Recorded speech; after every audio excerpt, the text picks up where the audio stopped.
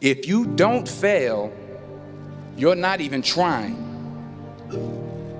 I'll say it again. If you don't fail, you're not even trying. To get something you never had, you have to do something you never did. You guys will find that you have passions, and having a passion is a gift. I think we all have passions, and you don't get to choose them, they pick you, but you have to be alert to them. You have to be looking for them.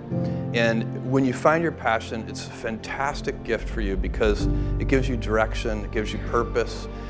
You can have a job, or you can have a career, or you can have a calling. And the best thing is to have a calling. And if you find your passion, you'll have that, and all your work won't feel like work to you. Your time is limited, so don't waste it living someone else's life. Don't be trapped by dogma, which is living with the results of other people's thinking. Don't let the noise of others' opinions drown out your own inner voice. And most important, have the courage to follow your heart and intuition. They somehow already know what you truly want to become. Everything else is secondary. It was the same motivation. Money didn't motivate me. Fame didn't motivate me. I didn't give a about any of it. I always took less money because I wanted a good team around me.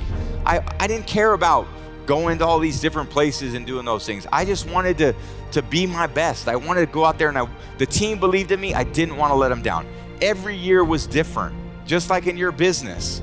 Every year is different. You can't sit there and say, God, we had a great year. Let's just do the same. Like, you don't think everyone's watching? Yeah. The whole competition's watching, especially if you're good. So it's one level of discipline, and I think this is a lot. Like, discipline, and I would say consistent discipline, has been one of those prodigy-like strengths that I had. So this level of discipline that I could accomplish something that was really important and really special. If I want to be the best, I got to beat the best. Perfection doesn't exist. It don't exist, Joe. We're in a time right now where people expect perfection. You expect perfection. I don't know where this came from. I don't know what happened that this is the criteria for living. My true understanding is, all right, you got one life. And that one life, the goal for us is to live it to the best of our ability from the beginning to what's said the end. So whatever you're doing, you have to do it like your life depends on it.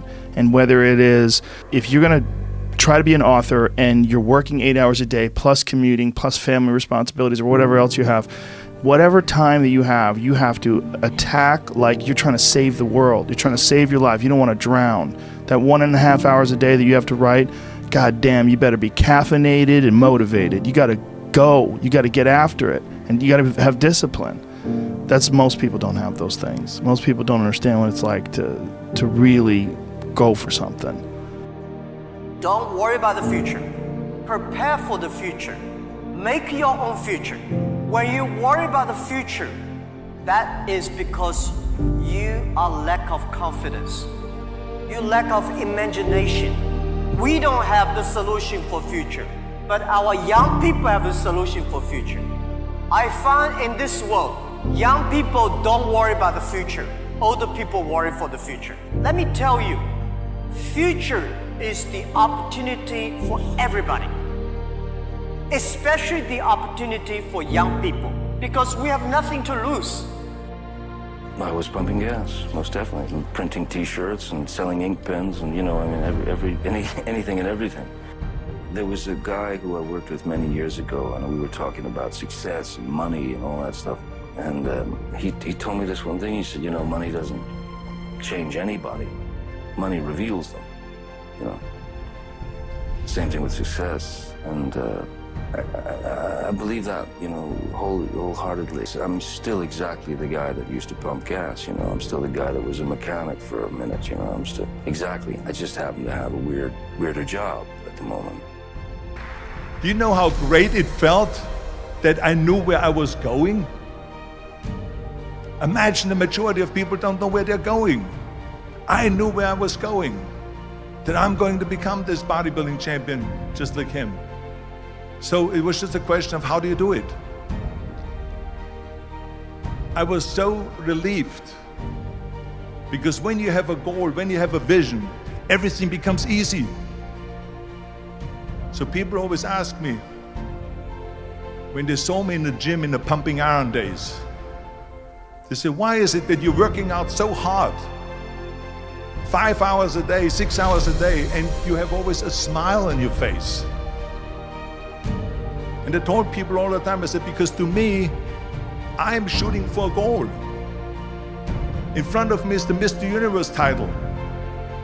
So every rep that I do gets me closer to accomplishing that goal, to make this goal, this vision turn into reality. Every single set that I do, every repetition, every weight that I lift will get me a step closer to turn this goal into reality. So I couldn't wait to do another 500-pound squat. I couldn't wait to do another 500-pound bench press. I couldn't wait to do another 2,000 reps of sit-ups. I couldn't wait for the next exercise, for the next half hour of posing and all the kind of things that you have to do to be a champion. You got to have a purpose no matter what you do in life. You got to have a purpose.